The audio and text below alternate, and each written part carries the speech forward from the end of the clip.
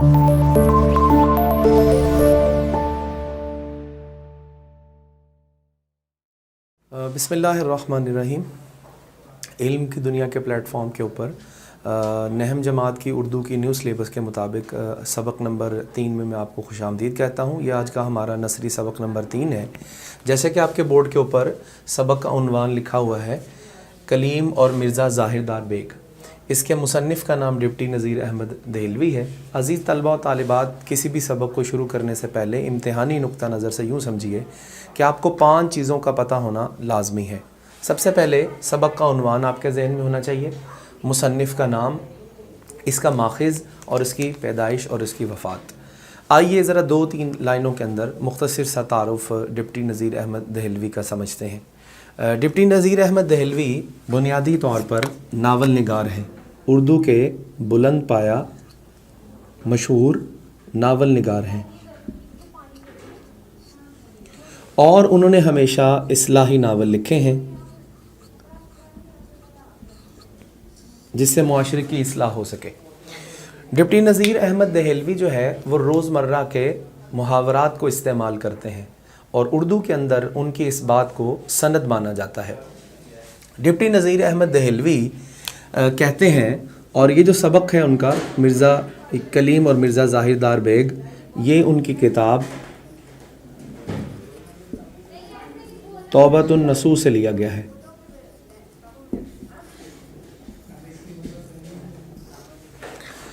वो कहते हैं कि इसमें मेन किरदार सबसे पहला नसूह है। वो कहते हैं नसूह को हैज़े की बीमारी हुई, नसूह हैज़े की बीमारी में गिरफ़्तार हुआ और इस दौरान उसने नींद की दवा दी।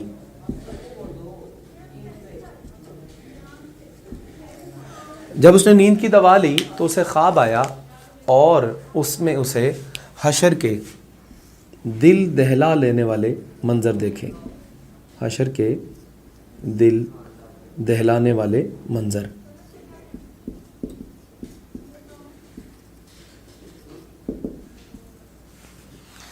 जब वो बेदार हुआ तो उसने आकर अपनी बीवी से ये मशवरा किया कि हम औलाद की तरबियत के अंदर बहुत पीछे हैं और इस तौबतुन नसूह के अंदर और इस सबक की इब्तिदा में वो बिल्कुल कहते हैं कि बचपन में अगर बच्चों की तरबियत की जा सके तो उनकी आदत को बेहतर किया जा सकता है और सुधारा जा सकता है, और अगर बच्चे बड़े हो जाएं और अगर आप उनकी अच्छी तरबियत ना करें तो उनमें बिगाड़ पैदा होता है। इसी दौरान वो बताते हैं कि जब उन्होंने अपनी बीवी से बात की तो छोटे बच्चों की तो उन्होंने कुछ इस्लाह कर ली, लेकिन उनका बड़ा बेटा कलीम जो एक अच्छा शायर है और उसका एक मुआशरे में और सोसाइटी में एक अच्छा नाम है, लेकिन वो अपनी ज़िंदगी में मस्त है और उन्होंने एक मुसख्खर अंदाज़ के अंदर उसके दोस्त मिर्ज़ा ज़ाहिरदार बेग की बात की है। मिर्ज़ा ज़ाहिरदार बेग एक ऐसा शख्स है जो ज़ाहिर में कुछ और बातिन में कुछ है, यानी हकीकत के अंदर वो एक गरीब और मिटा हुआ इंसान है, लेकिन ज़ाहिर के अंदर वो लोगों को बताता है कि वो एक जमादार का बेटा है। अज़ीज़ तलबा और तालिबात, यहाँ पर समझिए कि जिस दौर के अंदर ये सबक लिखा गया है उस वक़्त उनके यहाँ जमादार का लफ्ज़ एक फ़ौजी ऑफिसर के लिए इस्तेमाल किया जाता था। होता क्या है कि कलीम का किसी बात पर अपने वालिदैन से झगड़ा होता है और वो गुस्से में आकर अपना घर छोड़ देता है।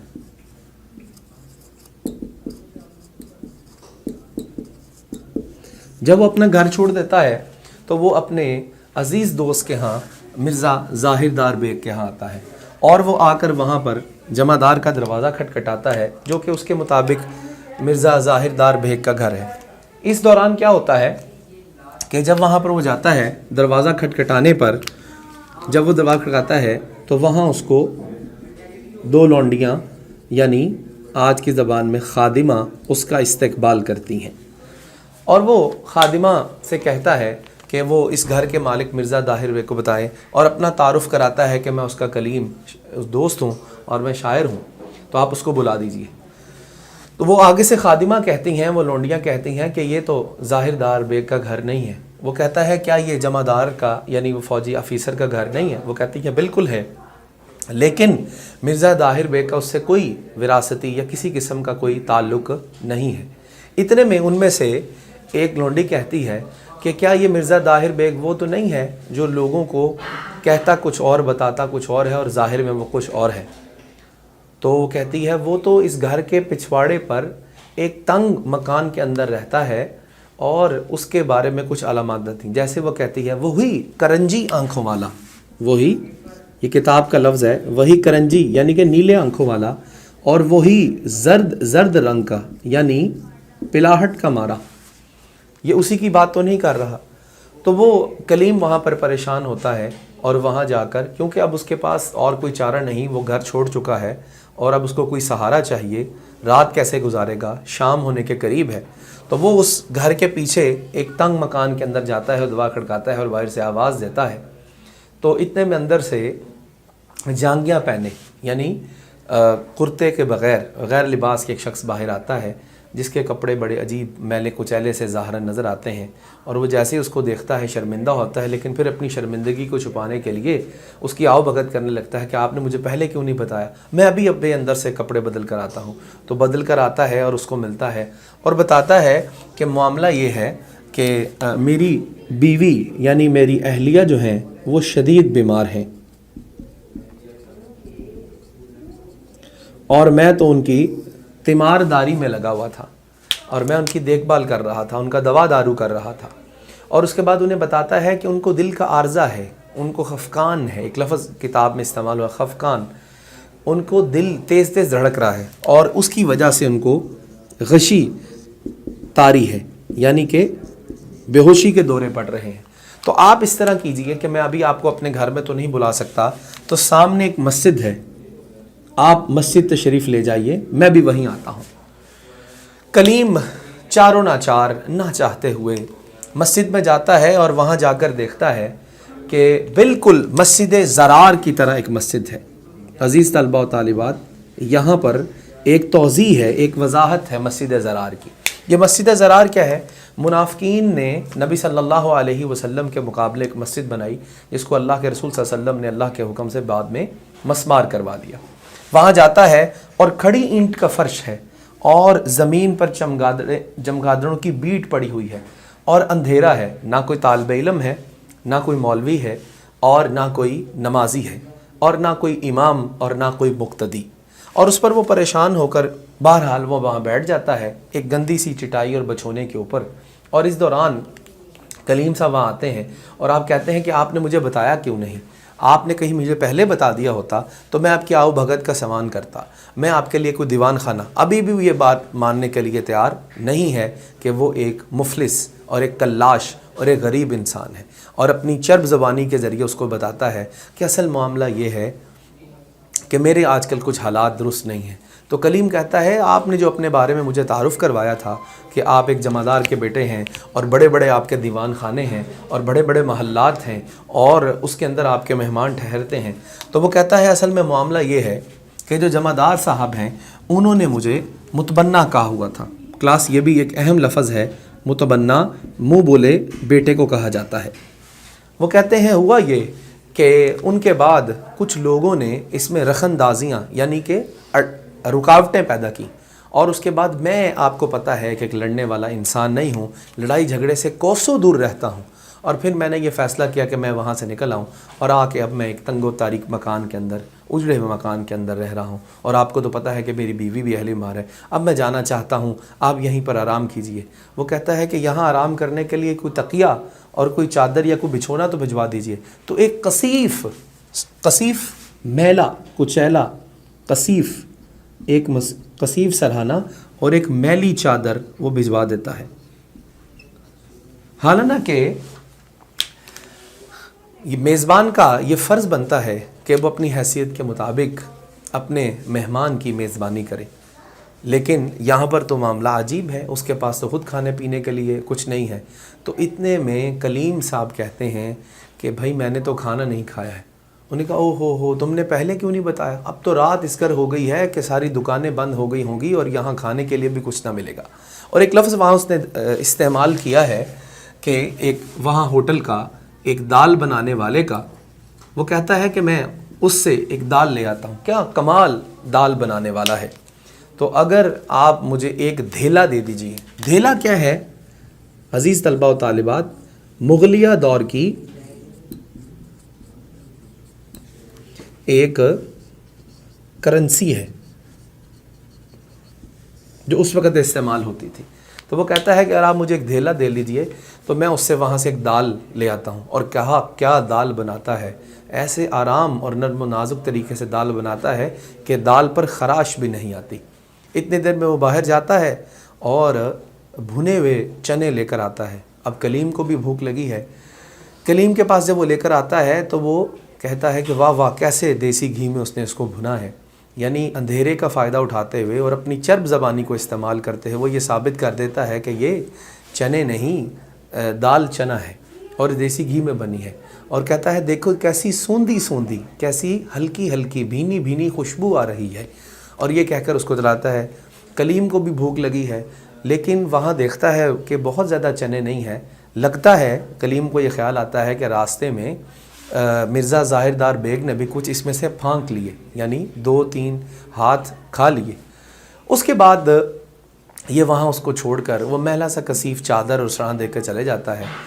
بیٹ کی وجہ سے، چمگادڑوں کی آوازیں کی وجہ سے، اندھیرے کی وجہ سے کلیم کو اپنا گھر یاد آتا ہے کہ کیسی سہولیات کے اندر وہ رہتا ہے۔ ماں باپ بھی نہیں ہے، بہن بھائی بھی نہیں ہے، کوئی خدمت گار بھی موجود نہیں، اچھا بستر بھی نہیں ہے، اور بہرحال کہیں صبح کے قریب اس کی آنکھ لگ جاتی ہے اور کوئی شرارتی اس مسجد کے اندر آتا ہے اور اس کے جسم کے ساتھ جو منفک یعنی جڑے ہوئے کپڑے ہیں ان کے علاوہ ہر چیز، اس کی ٹوپی، اس کی چھتری اور اس کی دوسرے استعمال کی چیزیں وہاں سے اٹھاتا ہے اور غائب ہو جاتا ہے۔ کلیم جب صبح دیر سے بیدار ہوتا ہے تو بڑا پریشان ہوتا ہے، اور اس صورتحال کے اندر اب وہ سوچتا ہے کہ کیا کرے۔ صبح اٹھ کر اپنے کچھ روشنی کے اندر اپنے جسم کو دیکھتا ہے تو مٹی سے گرد آلود ہے، ایسے لگتا ہے جس طرح کوئی بھوت ہے۔ تو وہ سمجھتا ہے کہ میں کوئی بھوت تو نہیں بن گیا۔ اتنے میں وہ دیکھتا ہے کہ ایک بچہ مسجد کے اندر آتا ہے جس کی دور سے کھیلتے ہوئے گیند مسجد میں آئی، لیکن جیسے ہی وہ اس کو آواز دینے لگتا ہے وہ بچہ ڈر کر یا اس کو بھوت سمجھ کر دوڑ لگا دیتا ہے۔ اب وہ کچھ اندھیرا، کلیم جو ہے وہ مشکل کا مارا اور اس ایک وقت پریشان حال، وہ دیکھتا ہے کہ مسجد میں اب کوئی چیز نہیں ہے، تو وہ کیا کرتا ہے کہ اندھیرا ہونے کا انتظار کرتا ہے، اور اندھیرا ہونے پر وہ کیا کرتا ہے، مرزا طاہر دار بیگ کے گھر جاتا ہے اور وہاں جا کر دستک دیتا ہے۔ جیسے ہی وہ اس گھر میں دستک دیتا ہے اندر سے آواز آتی ہے کہ ظاہر دار صاحب تو اس کے گھر میں موجود نہیں ہیں، میں ان کی بیوی موجود ہوں، بتائیے آپ کو کیا معاملہ ہے۔ تو وہ یہ کہتا ہے کہ میں ان کا دوست کلیم ہوں، اور اس نے کہا وہی جس کو رات کو وہ سرہانہ اور وہ چادر ہم نے بچھونا گھر سے بھجوایا تھا، تو بتاؤ وہ کہاں ہے۔ اتنے میں وہ اپنے گھر میں ایک شخص کو آواز دیتی ہے کہ زبردست ذرا دیکھنا یہ کہیں کہ کلیم جو ہے وہ ہماری چیزیں ہی نہ لے کر بھاگے۔ کلیم پریشانی کی حالت میں چکراتا ہے اور دوڑ لگاتا ہے اور گلی نکر کے اوپر جا کر زبردست ایک شخص نام اس کو پکڑ لیتا ہے اور کوتوال کے پاس لے جاتا ہے۔ کوتوال وہاں کا تھانے دار ہے اور وہ اس کو پولیس کے حوالے کر دیتا ہے۔